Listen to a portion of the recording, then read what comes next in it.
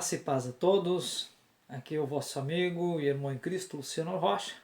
Venho nessa oportunidade estar convidando você a estar juntamente conosco, participando no nosso canal do Estúdio Teológico. Gostaria que você, dentro do possível, pudesse deixar seu comentário, deixar seu like aí, para que nós possamos, da melhor forma, poder servir, estarmos consolidando e juntos sermos edificados por Deus e através da sua palavra. Nessa oportunidade quero convidar você a juntos, neste momento, estarmos dando uma analisada numa das cartas de Paulo, a carta direcionada a Filemon, uma das menores cartas que Paulo escreve, e gostaria de, juntamente com você, nós darmos uma olhada no texto. A carta de Filemon é uma carta muito pequena, muito sucinta, e ela é repleta de 25 versículos e é riquíssima em relacionamentos. Vivemos em uma época bastante difícil, tempo de quarentena, mas a vida cristã, ela é feita, a vida social, a vida familiar, ela é feita de relacionamentos. A carta de Paulo a Filemon, algo que eu acho muito interessante, ela nos aborda um contexto de transformação, regeneração, mudança de vida, onde vidas são alcançadas, vidas são transformadas e alguns relacionamentos ali acabam até sendo renovados de uma forma toda especial. Eu quero nessa oportunidade fazer exatamente isso. No nosso canal do Estúdio Teológico, olhar juntamente com você para esta epístola de Paulo a Filemon, esta missiva que é tão importante. Primeiro aspecto, como já falei, nós entendemos que a vida cristã ela é feita de relacionamentos e quando nós entendemos isso, vamos ver que na perspectiva bíblica a carta de Paulo a Filemon também ela é um manual, né, recheado acerca deste texto, né, deste contexto de relacionamento. Por quê? Porque a carta de Filemon ela vai estar trabalhando acerca de amor, ele vai trabalhar acerca de perdão, vai estar trabalhando acerca de restituição, e diga-se de passagem também que esta restituição ela é uma restituição bíblica, vai falar sobre reconciliação, tá? E nós temos que observar que no contexto e circunstâncias que esta carta foram escritas, tá? Primeira análise que nós podemos ver que no versículo de número 1, nós já temos quem é o autor dessa carta, né? Paulo, ele se apresenta como sendo o autor desta carta. Os destinatários do versículo 1 ao 2, nós vamos ver que são, embora esta carta seja ela de cunho pessoal, tá? Ser endereçada a Filemon, ela não é exatamente exclusiva para Filemon, mas também ele vai estar endereçando a sua irmã Áfia, né? E Arquipo, que era filho de Filemon, né? Como também a igreja que estava na casa de Filemon. No versículo de número 3, nós vamos ver a saudação apostólica de Paulo, usando um estilo comum que Paulo invocava como graça e paz para Filemon, né? E a sua família e a igreja que se reunia dentro do seu lar. Nós entendemos dentro desse contexto que graça é a causa da salvação e a paz é o privilégio. Enquanto a graça é a raiz, a paz automaticamente ela é o fruto. O grande homem de Deus, Martin Henry, ele diz que a graça é a fonte de todas as bênçãos e a paz é a síntese das bênçãos, concedida a nós como fruto e efeito da graça. A graça é um dom imerecido de Deus.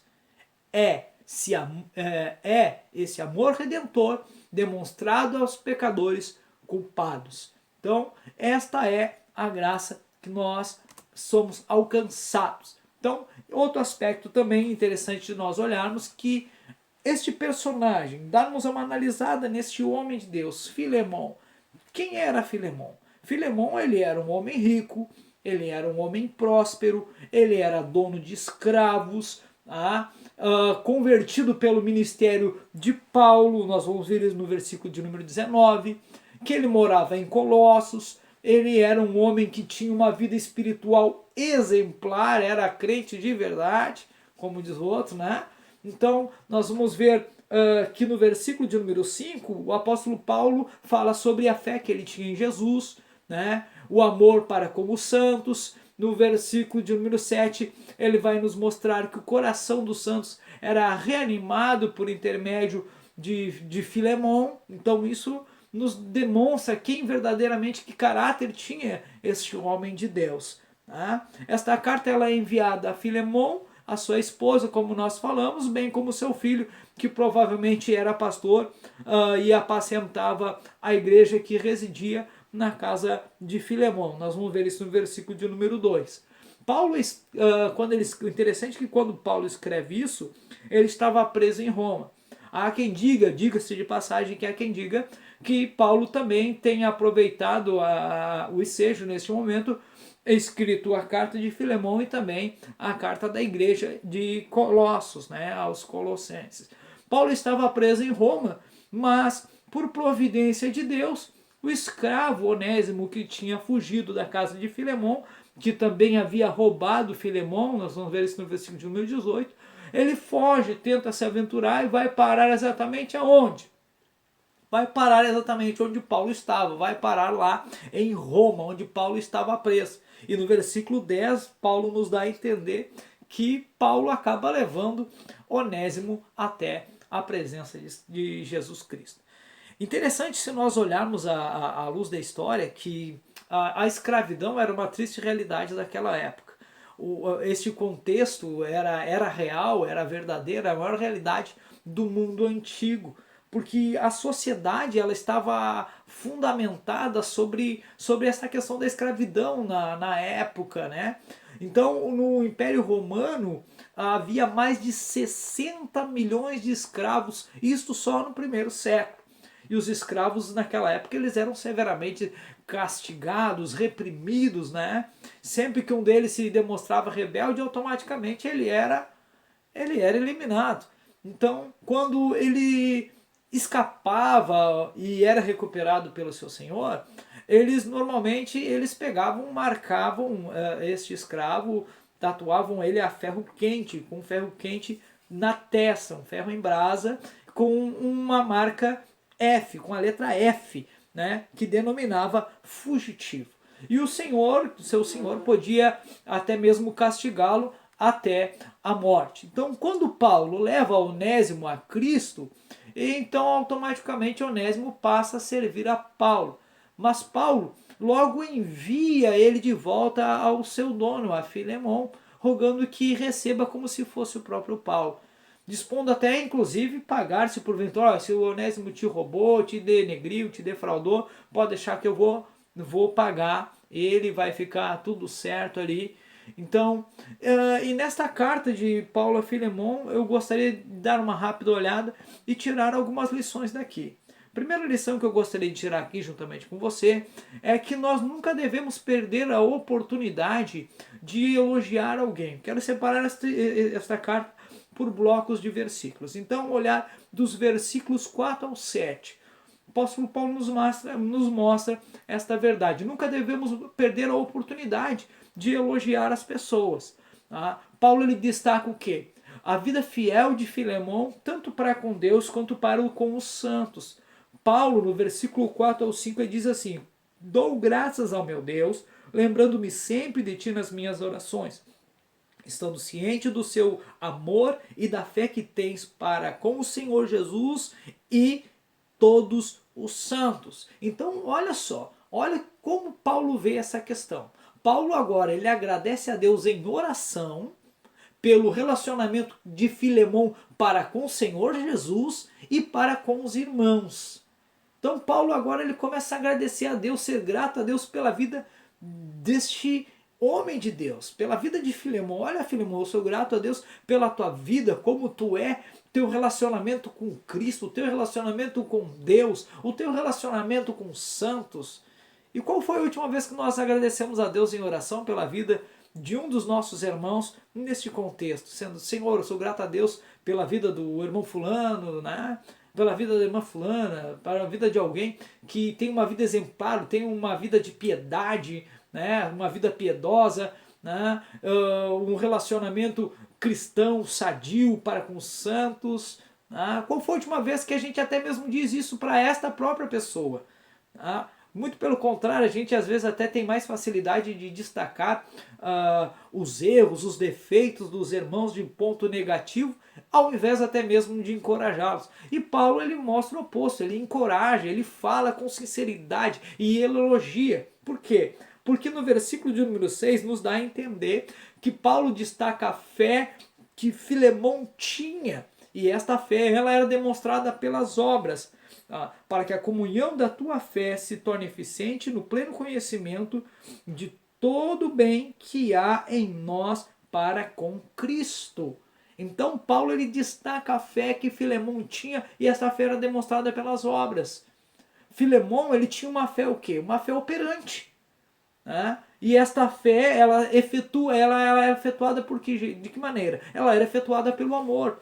Em Gálatas capítulo 5, versículo 6, o apóstolo Paulo nos reporta esta grande verdade. Então nós podemos demonstrar a nossa fé não apenas pela pregação do evangelho, assumirmos um altar, uma tribuna, seminários, palestras e falarmos, mas também trazendo a providência, alimentando os famintos, vestindo os que estão nus, confortando os aflitos, libertando os oprimidos. Esta é a grande verdade. Se nós retrocedermos um pouquinho, olharmos na perspectiva bíblica para a pessoa bendita do Senhor Jesus Cristo, ele em uma oportunidade vai dizer, olha, tive roupa, não me deste de vestir, tive fome, não me deste de comer, tive sede, não me deste de beber, tive preso, não foste me visitar. E os discípulos ficaram todos atônitos. Senhor, quando, Então, e se nós olharmos na perspectiva de Cristo, em uma oportunidade que ele traz o Sermão da Montanha, o Sermão do Monte ali de Jesus Cristo nada mais é que um convite extraordinário para nós vivermos a essência do verdadeiro genuíno evangelho. Porque nós chegarmos para alguém e dizer, olha, Deus é bom, Jesus é bom, glória a Deus, e aí? Eu continuo com fome, continuo com sede, continuo necessitado. Então, é um convite, olha a coisa gloriosa, isto que é verdadeiramente o Evangelho. É um convite para viver o Evangelho. E Paulo destaca que a fé de Filemão era demonstrada pelas obras. Paulo enaltece no versículo de número 7, ele enaltece os efeitos do amor de Filemão na vida das pessoas. Ele chega a dizer assim no versículo de número 7, pois tive grande alegria e conforto no teu amor, porquanto o coração dos santos tem sido reanimado por teu intermédio. Então Paulo, ele não era aquele tipo de crente que achava que era perigoso elogiar alguém, não. Então há uma necessidade de nós sermos sinceros para as pessoas. Dizer com o coração puro, que tem pessoas que para nós, as vidas delas são uma bênção para nós. Nós somos abençoados por intermédio das vidas delas. Vivemos um período difícil em meio à quarentena, em meio a essa pandemia que estamos passando, e nós temos que entender uma grande verdade, que nós, nos tempos em que vivemos, muitas pessoas são abençoadas por intermédio de nós, por intermédio das nossas vidas, das nossas famílias, dos nossos lares, Então, através dos nossos ministérios. Então, a casa de Filemão era um oásis, as pessoas eram abençoadas ali. Então as pessoas são abençoadas nos dias em que vivemos, através do seu lar, da sua vida, da sua família. Então nós temos que entender esta grande verdade. Esta é a grande verdade. Porque o amor cristão, ele sempre abençoa as pessoas. É o que o apóstolo Paulo quer mostrar para nós aqui. Porque o amor cristão abençoa as pessoas de que maneira? Ele demonstra gratidão pelos outros, nós vamos ver isso no versículo de número 4, procura o bem dos outros, nós vamos ver isso no versículo 10, lida honestamente com as pessoas, nós vamos ver no versículo 12, leva o fardo dos outros, versículo 18, e crê no Senhor Jesus Cristo e crê no melhor das outras pessoas. Isso é muito interessante. Nós vamos ver esse versículo de número 21. Segundo bloco de versículos que eu quero estar rapidamente aí discorrendo com vocês, é que do versículo 8, 9, 14 e 19, e até mesmo o versículo de número 1, para pegar um gancho, nós vamos ver que ninguém de nós é tão grande o quanto nós podemos ser humilde, né? Esta é uma grande lição que Paulo dá para nós. Paulo, quando ele vai chegar ali, ele não se apresenta dando um carteiraço, né, mostrando suas prerrogativas, as suas credenciais, dizendo, olha, eu sou o missionário Paulo, eu sou o apóstolo Paulo, eu sou o reverendo Paulo, eu sou o pastor Paulo. Não, ele se apresenta como preso, prisioneiro de Cristo, prisioneiro do Senhor. E quando ele vai interceder ali por Onésimo, pelo escravo, ele se coloca no mesmo nível, em vez de usar a sua autoridade de apóstolo. Ele se apresenta como prisioneiro de Cristo, e ainda mais, ele diz no versículo de número 9, o estado que ele se encontrava, ele não era mais um gurizinho, ele diz, o velho Paulo. Olha o versículo de número 9 que ele fala ali, prefiro todavia solicitar em nome do amor, sendo eu, sendo o que sou, Paulo, o velho, e agora até prisioneiro de Cristo Jesus. Então ele se apresenta com humildade, né? E quando ele vai defender a causa de alguém que o mundo considerava apenas como um objeto, né? E como achava que era o seu próprio dono, ele chama aquele escravo de meu filho. É como Paulo trata ali, uma vez você vê isso no versículo de número 10. E ele aborda no versículo de número 12, pedindo que o Filemão recebesse Onésimo como seu próprio coração, ou como se recebesse a mim mesmo, recebesse o próprio Paulo. Paulo ele não estava usando da sua autoridade de apóstolo para impor a Filemão, mas ele solicitava isto com amor. Paulo se Paulo não tivesse ganho o coração de Filemão, Onésimo poderia ter tido a pior das recepções naquela chegada ali na casa de Filemão. Então, Paulo prefere apelar em nome do amor em vez de ordenar. E muitas das vezes nós podemos acabar fechando as portas em vez de abri-las se nós não soubermos expor. Em vez de usar com brandura, com postura, com humildade.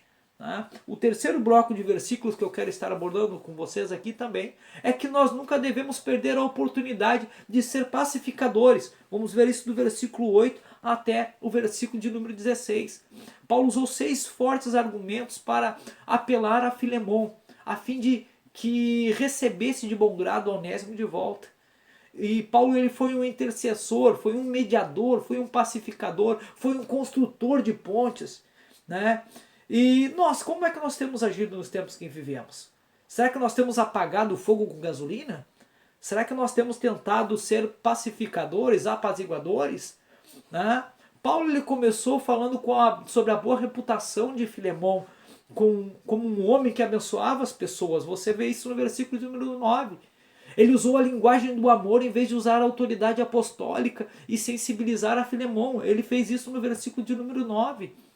E ele usou o fato da conversão de Onésimo para mover o coração de Filemão. Onésimo era apenas um escravo, um ladrão fugitivo, mas agora ele era filho na fé de Paulo. Ele é irmão de Filemão. Onésimo não era mais a mesma pessoa, era uma nova criatura. Em Cristo, meus irmãos, não há escravo nem livre. Nós vemos isso em Gálatas capítulo 3 e versículo de número 28. É claro que isso não significa que uma pessoa convertida em sua condição social ela muda, suas dívidas não devem ser mais pagas, né? É aquilo que nós falamos, né? E agora, glória a Deus, aceitei Jesus, está tudo certo, tudo. Não, calma aí, meu querido. Aceitou Jesus, mas tá aí as contas e os débitos, né? Então isso, mas o que isso significa é que, à luz da Bíblia Sagrada, o que Onésimo agora tem na nova posição diante de Deus, diante do povo de Deus e de Filemão, tem que levar isso em consideração, que ele agora é uma nova criatura. E se nós for olhar agora, olhando para a perspectiva bíblica, na carta de Paulo a Filemão, tentando entender esse personagem, este homem de Deus, Onésimo, esse escravo, vamos olhar a vida dele. Nós poderíamos dividir a vida de Onésimo em 5 partes. A primeira parte da vida de Onésimo foi na casa de Filemão. sua desonestidade, sua vida totalmente conturbada. A primeira parte foi na casa de Filemão. A segunda parte foi exatamente em Roma, onde ele tenta se aventurar em uma cidade libertina, sem limites, com muitas tentações. A terceira fase da vida de Onésimo, você vai ver que ele está sendo influenciado pela pregação do apóstolo Paulo. Ele ouve um convite, né, acaba sendo convertido. A quarta fase da vida de Onésimo, você vai ver ela exatamente na prisão, como ajudante de Paulo. Sua conversão, né, que se prova pelo fato de ele deixar as suas más companhias, as velhas obras, as velhas atitudes, as velhas ações, e passa a servir a Paulo como seu Senhor. E a quinta e última parte, né, da vida de Onésimo, quando ele retorna, né, para reconciliação, e acaba sendo um retorno de reconciliação e também alegria na casa do seu Senhor, né? Então Paulo, ele usa o argumento da mudança de vida de Onésimo. Ele quer trazer abrir uma visão, um leque para Filemão acerca da vida de Onésimo. Olha, Filemão, Onésimo não é mais a mesma pessoa, não é mais o mesmo, ele é uma nova criatura em Cristo, né? Onésimo havia se tornado um escravo inútil para o seu senhor, né? Mas agora ele era útil. Interessante que Paulo ele chega até a fazer um trocadilho, né? Se nós olharmos isso no versículo 11 e versículo 14, que ele fala, né, que ele antes foi inútil, atualmente, porém, é útil e a ti e a mim também. Então, aqui ele faz um trocadilho. Por quê? Porque o significado do nome de Onésimo exatamente é esse, é útil, né? E o nome de Filemão, o significado do seu nome é afeiçoado ou aquele que é gentil. Então, se Onésimo tem esse significado, né? O que é inútil torna-se útil. Então não deveria o seu senhor agora, o seu patrão, fazer jus ao seu nome, ao significado do seu nome? Então Paulo ele poderia ter mantido Onésimo consigo em Roma, mas ele resolveu devolver. Por quê? Nós entendemos que o evangelho ele transforma as pessoas. Ele transforma o inútil em uma pessoa útil. Isto é a glória do evangelho. Um escravo num irmão, um ladrão numa pessoa honesta, um fugitivo em alguém que volta para pedir perdão. E quinto, né, o apelo que ele relata da providência divina, do versículo 15 ao 16. Paulo compreende as circunstâncias, que elas podem estar um pouco fora de controle, muitas das vezes, na nossa perspectiva humana. Tá? As coisas até podem ter fugido de controle na nossa perspectiva humana, mas nós entendemos que à luz das Sagradas Escrituras, nada foge do controle das mãos de Deus. Pode ter fugido do nosso controle, pode ter fugido até mesmo da nossa perspectiva de ação, mas nada foge do controle das mãos de Deus. Tá? Então nada, a fuga de Onésimo poderia estar fora do calendário do seu Senhor, poderia estar fora do calendário de Filemão, mas não estava fora do controle da agenda de Deus, porque Deus tinha um projeto na vida de Filemão. Os crentes, como crentes, nós devemos crer que Deus está no controle de toda a situação, de toda e qualquer circunstância, e Deus nunca é pego de surpresa. Paulo levou um argumento do seu profundo afeto a Onésimo. Você vai ver isso no versículo de número 12. E agora, para nós estarmos finalizando o último bloco de versículos da carta de Filemão, do versículo 17 ao 18, nós vamos ver aqui que nós nunca devemos de desistir. Não podemos, em hipótese alguma, desistir de poder contemplar, poder presenciar, ver o poder do Evangelho prevalecendo na vida das pessoas. No versículo de número 17, Paulo mostra para nós que não existem pessoas mais importantes do que as outras. Paulo, apóstolo de Cristo, roga a Filemão para receber o escravo convertido como se fosse ele mesmo. Receba ele como a mim mesmo. Isso quer dizer que não existe pessoa mais importante do que o outro dentro da igreja de Deus. Todos somos iguais na presença do Senhor.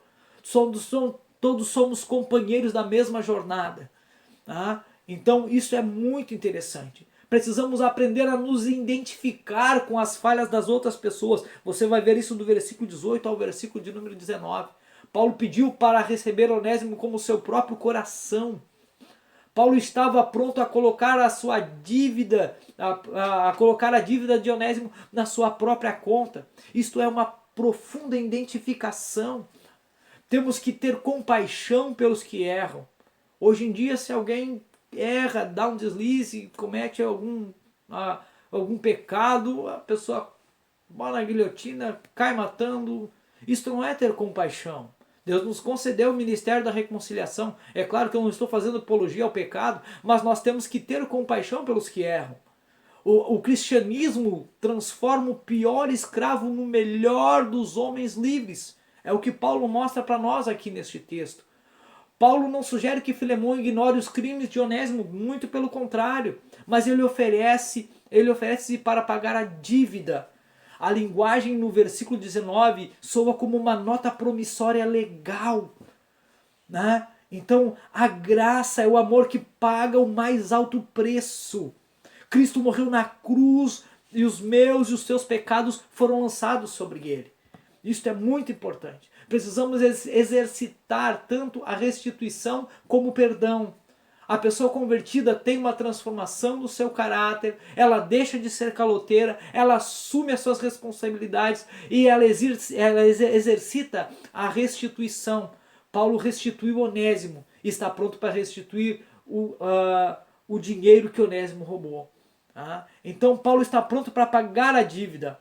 O perdão é uma marca do verdadeiro cristão. Então Paulo pede para que ele possa perdoar. Precisamos aprender sobre o glorioso poder que Jesus Cristo tem para salvar. Jesus, ele apanha um escravo fugitivo e coloca ele como um homem livre, santo e útil na presença de Deus. Não há caso perdido para Jesus. Não devemos desistir de pregar e nem de esperar a transformação das pessoas. Aqueles que digam, não, aquele não tem mais jeito, aquele não dá, né? Tá destinado ao fracasso, tá isso. Não, meu querido. Não podemos desistir das pessoas. O evangelho transforma um escravo em um irmão. É que o apóstolo Paulo mostra para nós esta realidade. Precisamos compreender as pessoas numa perspectiva bíblica, né? Que uma pessoa convertida, ela se torna útil nas mãos de Deus. É o que o apóstolo Paulo mostra para nós. E quero concluir aqui que quando Paulo agora em sua conclusão, nos versículos 21 a seguir, ele nos mostra algumas verdades aqui. Quando se faz as coisas do jeito de Deus, os resultados sempre transcendem as expectativas. No versículo 22, tudo que Deus faz, o faz através da intercessão do povo de Deus. No versículo 23 ao 24, nós vamos ver que o apóstolo destaca aqueles que estiveram ao seu lado. E agora no versículo 13 e no versículo 25 tem um paradoxo aqui muito interessante. Tem uma coisa muito gloriosa. Por quê? A graça, ele fala sobre a graça no começo da sua carta e termina falando sobre ela. A graça deve estar sempre presente desde o início ao fim da nossa vida. Martin Lloyd-Jones, um grande homem de Deus, ele diz que na vida cristã é tudo pela graça, do início ao fim. E Paulo termina esta carta como ele começou, com a graça do Senhor Jesus. Por ela somos salvos, por ela vivemos e por ela entraremos no céu. Então gostaria que dentro do possível, esta palavra possa de algum modo estar trabalhando em sua vida, em seu lar, em seu coração. Quero pedir para você continuar juntamente conosco, acompanhando no canal do Estúdio Teológico. E cremos que Deus, através da sua palavra, pode trabalhar no seu coração e edificar o seu lar e a sua família. Deixe seu like, seu comentário, traga lá a sua cooperação. E cremos que Deus há de abençoar ricamente em Cristo Jesus. Fico por aqui, do vosso amigo e irmão em Cristo, Luciano Rocha.